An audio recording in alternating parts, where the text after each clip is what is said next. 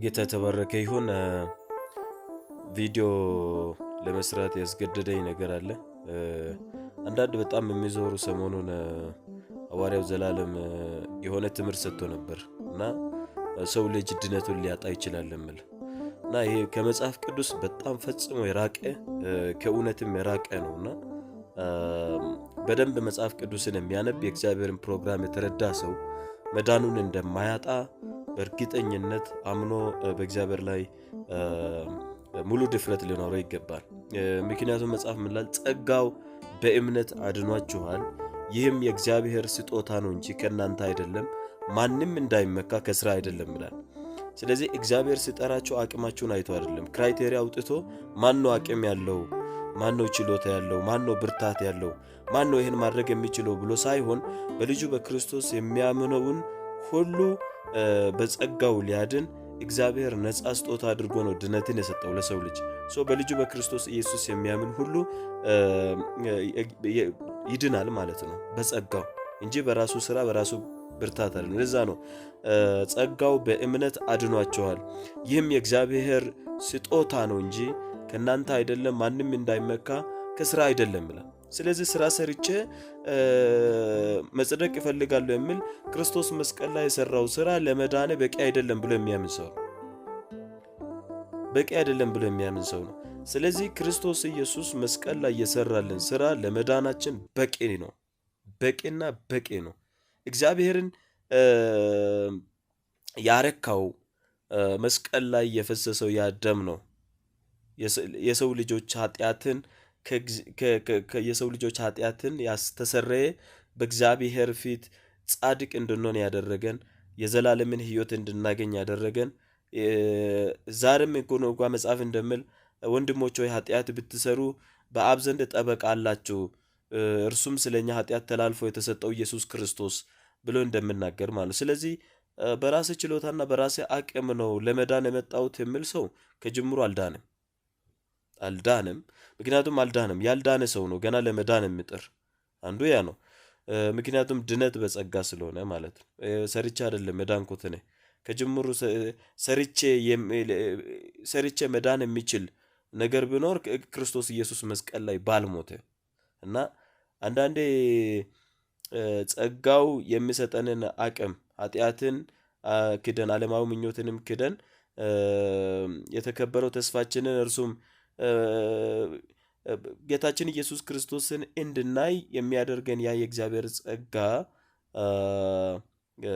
ላይ ብቻ ዲፔንድ እንዳንሆን የሚያደርጉን ነገሮች ስላሉ ማለት ነውና ጸጋው በእምነት አድኖናል። ይህም የእግዚአብሔር ስጦታ ነው እንጂ ከኛ አይደለም። ጌታ ይባረክ። መጽሐፍ እንዲህ ይላል፣ ሁሉም ኃጢአትን ሰርተዋል፣ የእግዚአብሔርም ክብር ጎሏቸዋል፣ በኢየሱስ ክርስቶስ በሆነ ቤዛነት በኩል እንዲሁ በጸጋው ይጸድቃሉ ይላል። እንዲሁ ነው በኔ ኃጢአት በኔ መተላለፍ ፋንታ ተላልፎ የተሰጠው ኢየሱስ ነው። እርሱ መስቀል ላይ ተራ ስራ አይደለም መሰራው፣ ቀልድ አይደለም፣ ጫወታ አይደለም መሰራው። በሰው ልጆች ሁሉ ላይ የነበረውን ኃጢአት ነው የወሰደው፣ በእርሱ የሚያምን የዘላለም ሕይወት እንዲያገኝ ማለት ነው።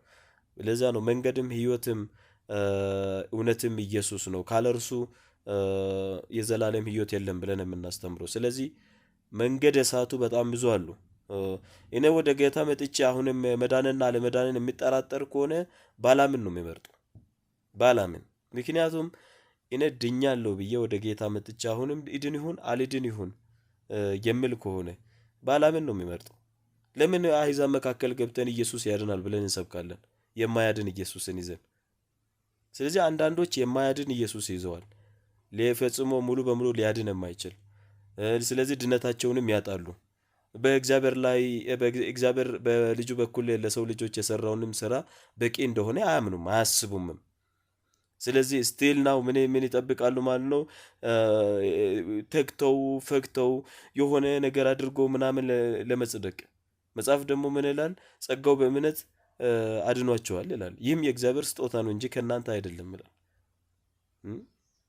ስለዚህ ኢየሱስ ክርስቶስ በእኔ የሚያምን ቢኖር የዘላለም ሕይወት አለው፣ እኔም በመጨረሻ ቀን አነሳለሁ፣ አንድም ግን ከቶ አይጠፋም ብሏል። በእርሱ የሚያምን ሰው ኢየሱስ ክርስቶስ ይዋሻል ማለት ነው። እግዚአብሔር አብ ይሄ ነው ፈቃድ ካለ እግዚአብሔር አብ ይዋሻል። እግዚአብሔርን ውሸታም የሚያደርጉ ማለት ነው። ሁለተኛ ጳውሎስ እንኳን ሲሰብክ ኃይልን በሚሰጠኝ በክርስቶስ ሁሉን ይችላሉ ይላል።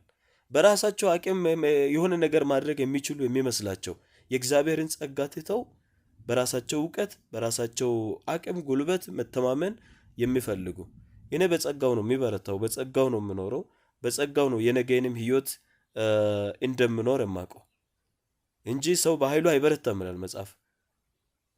ስለዚህ መጽሐፍ ቅዱስን በደንብ ልንረዳ ይገባል። የዳነው በጸጋ ነው። በልጁ በክርስቶስ ኢየሱስ አምናችሁ መስቀል ላይ የተሰራው ስራ ለኔ ነው። በኃጢአቴ ፋንታ ደም ፈሷል።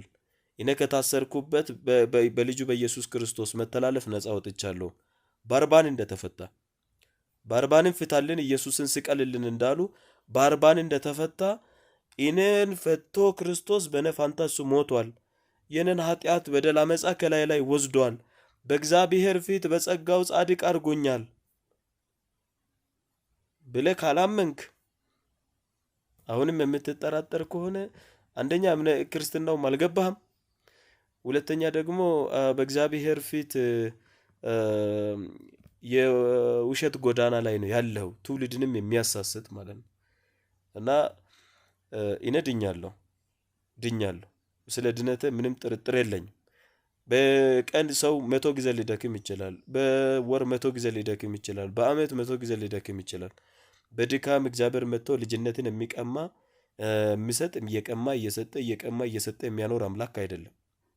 ዕለት ዕለት ቃሉን እናነባለን፣ እንጸልያለን፣ እንበረታለን፣ በፊቱ እንመላለሳለን፣ ወደ ኢየሱስ ክርስቶስ ሙላት እናድካለን። ነፍሳችን ከእውቀት ባዶ ስለሆነች ክርስትናን ስንቀበል ነፍሳችን የእግዚአብሔር ቃል እውቀት እንዲኖራት እናደርጋለን። ወደ እርሱ እንቀርባለን፣ በመንፈስ ቅዱስ እንመራለን። የተገባውን ህይወት ለመኖር በዘመናችን ነፍሳችንን እናለማመዳለን። ያ ነው እንጂ ባመን ቅጥበት ድነናል። ስለ መዳናችሁ ጥርጥር ሊገባችሁ አይገባም። በልጁ በክርስቶስ ኢየሱስ የሚያምን የዘላለም ህይወት አለው። ዛሬም መዳን በኢየሱስ ክርስቶስ ብቻ ነው። መንገድም ህይወትም እውነትም ኢየሱስ ክርስቶስ ብቻ ነው። ጌታ የተባረከ ይሁን። ይህ በሁሉም ዘንድ ሊታወቅ የሚገባ የእግዚአብሔር ቃል እውነት ነው። ዘመናቸው ይባረክ። ቀሪውን ዘመን እግዚአብሔር ይባርክልን። ሃቭ ኤ ጉድ ታይም። ታንክ ዩ